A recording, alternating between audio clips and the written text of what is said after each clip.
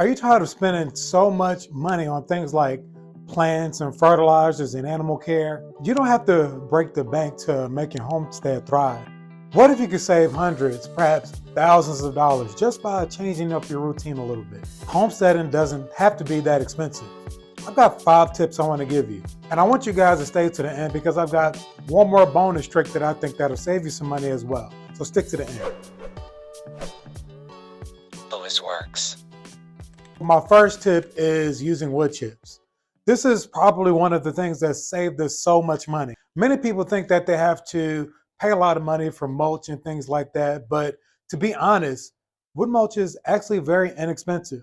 One thing that we do is we normally get wood chips from a wood cutting company. So these wood cutting companies, they'll have to spend a lot of money to drop off their wood chips somewhere to dispose of them. But normally they'll allow just everyday people to get wood chips. So what I do is really simple. I just call wood cutting companies. I just look them up on Google and I'll call them and I'll just ask them if they have a list or something that they can put me on to acquire wood chips from them.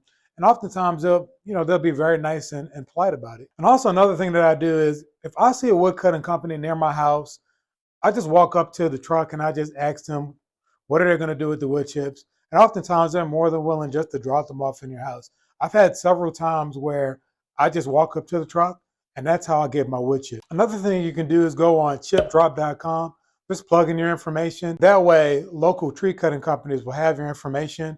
And when they have some wood chips, they can just drop it off at your house. It's a really easy and simple process. I have not had success with chipdrop.com, but I live out in the country. So if you're like in a higher population area, you may have more success with that than I did. Also use the wood chips for bedding for my animals, specifically with my chickens. So instead of having to buy wood chips from the store, you can use wood chips that you got from the tree cutting company. And that's another way you can save money with wood chips. You'll also save money on fertilizer. If you don't have access to fertilizer or fertilizer is just really expensive, if you put the wood chips on your garden, that's going to be like a natural fertilizer because those wood chips, they break down over the years. So it's not going to happen instantaneously, but after a few years of having wood chips on your garden, they do break down and they do enrich your garden. It's also good for saving money when it comes to watering your plants. During the summer months, I may water my garden maybe once or twice a month, sometimes not even that much. It's a really good way to save money on water expenses. I also use wood chips to mulch around my trees as well. That's another way that I use it, and I don't have to water my trees either. And also, I don't put much fertilizer on my trees as well. So I'm saving money with water and I'm saving money with fertilizer. The second tip that I have to save money is you can always get plants from other gardeners. We recently had a friend at church give us blackberries and raspberries for free. I think that his brother or somebody in his family owns some kind of blackberry or raspberry nursery at their place. But I found out that this saved us a ton of money. We've got a new area that we're going to be using blackberries and raspberries at a lot. I'm building a new garden area, and so it's going to be very useful because I noticed he gave me probably about 20 or 25 blackberry plants and maybe like 10 raspberry plants. So I'm really thinking about this. Each blackberry and raspberry plant would cost me about 15 bucks. So I've saved well over $200 or $300 just by him giving me some blackberries that he had left over from the last season. Also, another thing that I would suggest you doing is looking up local Facebook groups. I'm pretty sure there's probably some kind of gardening group or something in your area where they barter and they trade for plants. That's another thing to do too. Just look online and see what you can find online. Sometimes what we find on the internet really can surprise us and we can find some really good deals on there. Tip number 3, you can use household items as trellises. Now, obviously you can use things like couches and beds and stuff like that, but you can use bed frames. A few years ago, our kids kind of outgrew a bunk bed that we had. We just used those metal frames as trellises in our garden. It was a really simple way to save money and we didn't have to buy any trellises. I want to encourage you, just look through your house and if you have items that you're not using in your house, some things that you may have in your basement that you're not using, you may be able to use them in your garden. Not all things, but there are some things you probably can use. Tip number 4, use manure from your animals instead of buying fertilizers from big box stores. One of the greatest things that I've seen in my garden that has helped it grow is the use of things like chicken manure and sheep manure. I think that that has been very beneficial. Instead of going to the store and spending all my money up, what I do is when we clean out our chicken coop and our sheep pen, we take all of that and we just throw it into one big pile on the side. And we just let that manure sit for 6 months to a year. And then when the next growing season comes, we use that and we just place it on our garden beds. I've found that this has been very effective and it's been very beneficial for our plants. We've had some really good harvests because of it, and I would suggest that you would use it too. So instead of going to the store, just reuse the things that you have. Reuse your manure, reuse your chicken manure. If you've got goats, reuse the manure from that, or sheep or cows or anything like that. Tip number 5, learn how to build things on your own, even if you're not experienced. So this is one thing that has really helped me out a lot. I don't really have a background in carpentry or things like that, and I could let that stop me. But one of the greatest resources that I have is the internet, Google, YouTube, things like that. If you don't know how to build things, look online. Find out how you can build a fence or find out how you can build a chicken coop. There's so many plans and so many things available online. There's so many things that I learned how to work on and how to build over the years just by looking on YouTube, looking on Google. I've learned how to do plumbing. I've learned how to do some carpentry.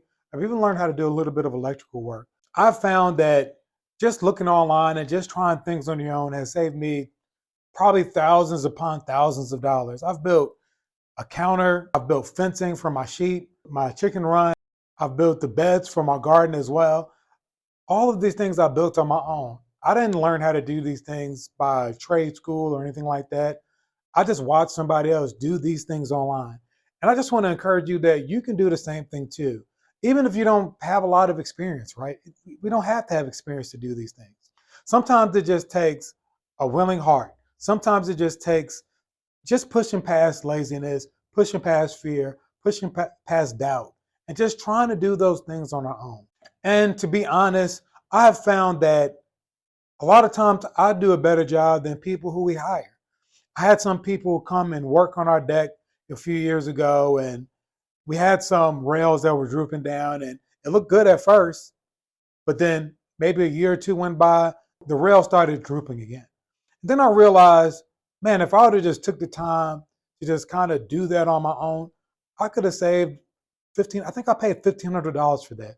And that just goes to show you that sometimes it's not even worth hiring somebody. Sometimes it's just better just for you to do the work yourself because you're going to do it with care. The people that you hire, they're just going to try to do it as quick as they can. And sometimes they're not going to do a good job like you're going to do. Also can do things like working on my car or even doing some simple lawnmower repairs and just looking on YouTube, just looking on Google. It just saves so much money to do it. And if you decided to stick with the video this long, I just want to thank you. And like I promised, I'm going to give you that bonus tip, tip number 6. Now, for some of you, I just want to warn, it may be counterproductive, and this is not for everybody, but I think this will help somebody out there. This 6th tip may be a little controversial, but I want you to just listen real quickly. The 6th tip is use credit cards, and not just any credit card. I suggest using Chase credit cards. This is why. So I want to add a little disclaimer. Only use credit cards if you're disciplined with your finances. If you're in debt, if you're having issue with your finances, this tip is not for you. So a few years ago, I had a friend at church. He's actually a banker, and he was telling me a little bit about using Chase credit card bonus points. Specifically, he was telling me to use Chase credit card points for doing things like vacations, for like hotels, and also airplane trips as well. But I did notice on Chase's website that they use Amazon points. There's specific credit cards that you can get from Chase that is geared towards Amazon. Also, they have some cards where you can purchase maybe $1,000 or $2,000, and you'll get like a couple $100 back. So also that could be used to buy like maybe a tool that you had in mind, or maybe you may want to purchase a sheep or a goat or something like that. But I think that's a good way to kind of get a little bit of money back. Most people don't think about that, but that's something that I've thought about. Haven't done it, but maybe one day I will. Who knows? So I just want to encourage you guys out there. You know, homesteading, a lot of the money can kind of add up over time. But there's so many different ways you can save money. I didn't even mention all of them in this video. Guys, if this video was helpful to you, just let me know in the comments, and let me know if you want me to make another video like this where I'm just giving you more tips on saving. And if you have any suggestions, if you're a homesteader yourself, how do you save money? What do you do to save money on your homestead? Just drop a comment below and let me know what are some of the things that you do to save money, because I would love to know. I love to save money. I don't know about you, but I love saving money. See you in the next video. If you like what you saw today, subscribe and tap that notification bell. Until next time, stay diligent. Want more? Watch one of these videos next. And don't forget to subscribe to stay updated.